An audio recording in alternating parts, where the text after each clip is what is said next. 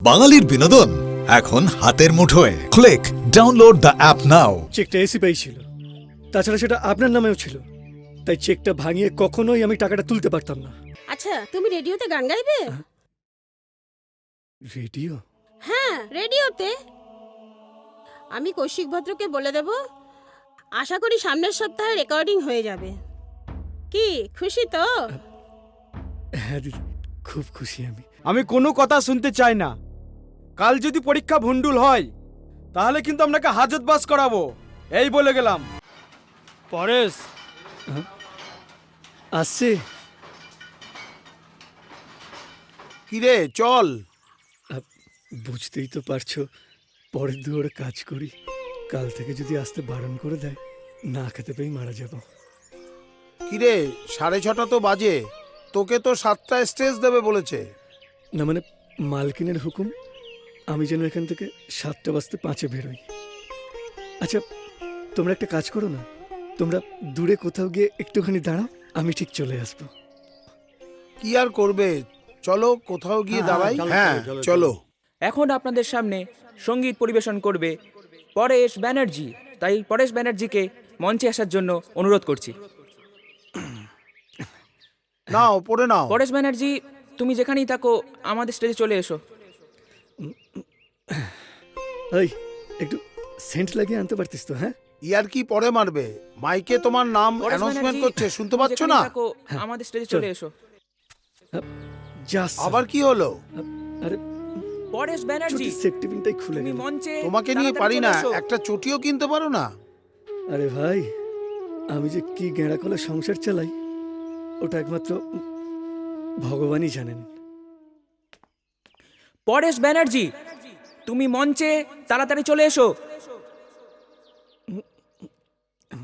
পরেশ ব্যানার্জি, হয়ে গেছে। তুমি মঞ্চে তাড়াতাড়ি চলে এসো। চলো চলো।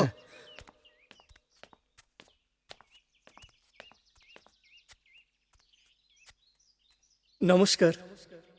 সেবা উৎসবে প্রতি বছর অনেক নামি দামি শিল্পীরা গান গান। সেই মঞ্চে আমি গান গাওয়ার সুযোগ পেয়ে নিজেকে ধন্য বলে মনে করছি। যদি কোনো ভুল ত্রুটি হয়, আমাকে ক্ষমা করে দেবেন। ফাংশন তো বেশ ভালোই হলো। ওই পরেশকে আমি নিতেই চাইছিলাম না, অথচ মঞ্চে গান গেয়ে ফাটিয়ে দিল। সামনের বছরের জন্য ওকে আমি অগ্রিম বুকিং করে রাখবো। পরেশ, আসছে। ওকে একটা সারপ্রাইজ দেব। কি সারপ্রাইজ? ও আসলেই দেখতে পাবে। কি পরেশ, তুমি তো একদম গানকে ফাটিয়ে দিয়েছো। সবই আপনাদের আশীর্বাদ দিদি। আচ্ছা, তুমি রেডিওতে গান গাইবে? রেডিও? হ্যাঁ, রেডিওতে। আমি কৌশিক ভদ্রকে বলে দেব, আশা করি সামনের সপ্তাহে রেকর্ডিং হয়ে যাবে। কি খুশি তো? হ্যাঁ দিদি, খুব খুশি আমি।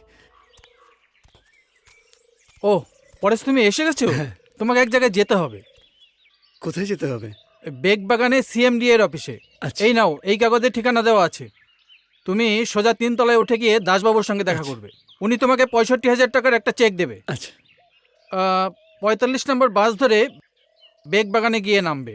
আচ্ছা এই নাও, গাড়ি ভাড়াটা রাখো। ওনাকে ফোন করে আমার সব বলা আছে। আচ্ছা, আসছি আমি তাহলে। হ্যাঁ হ্যাঁ হ্যাঁ, যাও। দুর্গা দুর্গা।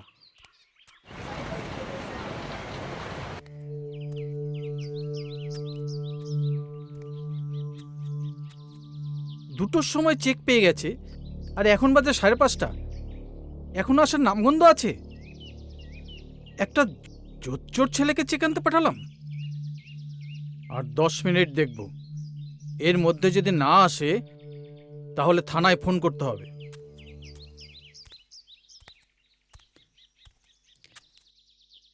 এই নিন। দাসবাবুকে ফোন করেছিলাম, তুমি 2টোর সময় চেক পেয়ে গেছো। হ্যাঁ, এত দেরি হলো কেন? আগে বাস পেতে দেরি হচ্ছিল তাই। আর 10 মিনিট দেখতাম, এর মধ্যে যদি তুমি না আসতে তাহলে থানায় যেতাম। থানায় যেতেন কেন?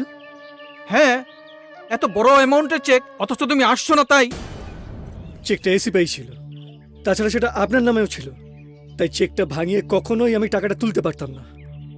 আসি, কাল থেকে আমি আর কাজে আসছি না। তার মানে আপনার মতো ছোট মনের মানুষের কাছে কাজ করে নিজের জাত খোয়াবো? না, আসে।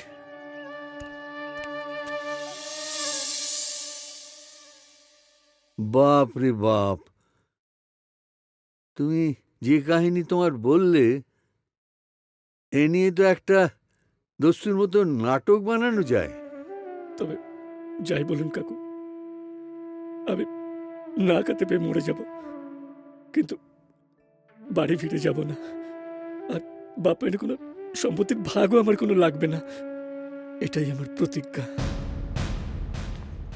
কাকু কোশ্চেন পেপারগুলো দিন। Question paper? কবে থেকে পরীক্ষা? কেন, কাল থেকে? ও, কিন্তু কিন্তু কি? না, তোমার দিদিকে বলে পরীক্ষাটা একটু পেছোতে পারো না? ওগুলো সব ছাপা হয়নি? না, হয়নি। আমি কোনো কথা শুনতে চাই না। কাল যদি পরীক্ষা ভুন্ডুল হয় তাহলে কিন্তু আপনাকে হাজতবাস করাবো, এই বলে গেলাম।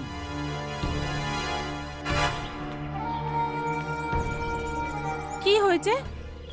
আর কি হয়েছে? আপনার দাদাকে বলে দেবেন কাল সকাল 10টার মধ্যে কোশ্চেন পেপার ডেলিভারি না পেলে মজা দেখিয়ে দেবো। কি বলে গেল লোকটা? দাদা কোশ্চেন পেপারের অর্ডার নিয়েছিল, কালকের মধ্যে দিতে না পারলে কি যে হবে। পারবে না তো অর্ডার নিতে যাওয়ার কি দরকার? যত সব।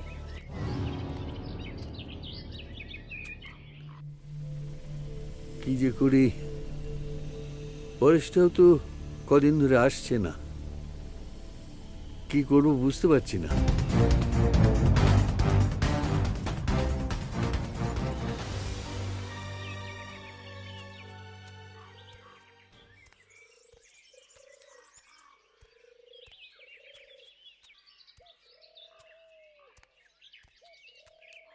আচ্ছা ভাই, পরেশ ব্যানার্জি এই পাড়াতে কোন বাড়িতে ভাড়া থাকে? কি করেন উনি? ওই একটা প্রেসে কাজ করে। উনি কি গান গায়? হ্যাঁ, ঠিক ধরেছ, গান গায়। উনি নন্দিতার বাড়িতে ভাড়া থাকে। সোজা গিয়ে বাঁ দিকে ঘুরে প্রথম বাড়িটাই নন্দিতার বাড়ি। ও আচ্ছা, অসংখ্য ধন্যবাদ ভাই। হ্যাঁ হ্যাঁ, ঠিক আছে।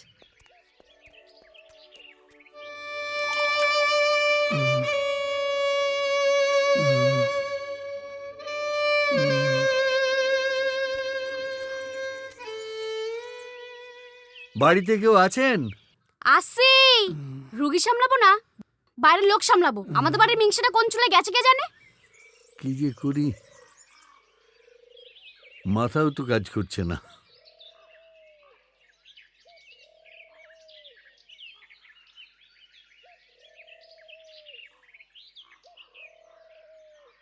কেউ আছেন নাকি বাড়িতে? আরে আসি রে বাবা, আসি। 1 মিনিট তর্স হয় না মোটে, গা জ্বলে যায়। কিছু বলবেন? পরেশ ব্যানার্জি এই বাড়িতেই কি ভাড়া থাকেন? হ্যাঁ থাকে। না মানে, আমার প্রেসে কাজ করেন। ও, আসলে ওর খুব জ্বর, আপনি ভেতরে আসুন। জ্বর? আগে হ্যাঁ। চলুন দেখি। দেখুন, আপনার মালিক এসেছে, ওই দেখুন। না না, উঠতে হবে না, উঠতে হবে না, শুয়ে থাকো। বাবা, এ তো সাংঘাতিক জ্বর। ওষুধপত্র কিছু খেয়েছো? হ্যাঁ কাকু, খেয়েছি। তোমার স্ত্রী মানে বৌমা কোথায়? আগে কয়েকদিন হলো বাপের বাড়ি গেছে। প্রেসের কাজের খুব চাপ, তাই না কাকু? হ্যাঁ, সে তো আছে, ও নিয়ে তোমাকে আর ভাবতে হবে না, ও আমি সামলে নেব। আমার জ্বরটা কমে গেলেই আমি কাজে যাব। যাক, তুমি এটা রাখো। আচ্ছা পরেশ, তোমার জানাশোনা কোনো কম্পোজিটর আছে? আর্জেন্ট কোনো কাজ এসেছে কাকু? হ্যাঁ, স্কুলের পরীক্ষার কোয়েশ্চেন পেপারের কাজ দিয়ে গিয়েছিল, কিন্তু ওদের তো কাল থেকেই পরীক্ষা শুরু। কি যে করি বুঝতে পারছি না।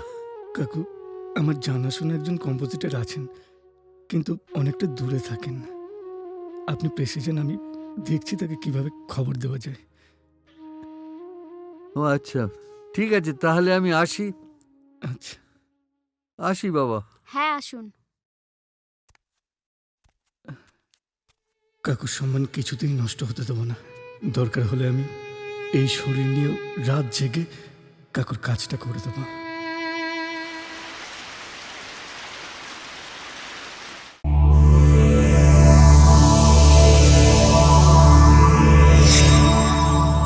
এরকম আরো অনেক সিনেমা দেখতে হলে ডাউনলোড করুন ক্লিক অ্যাপ।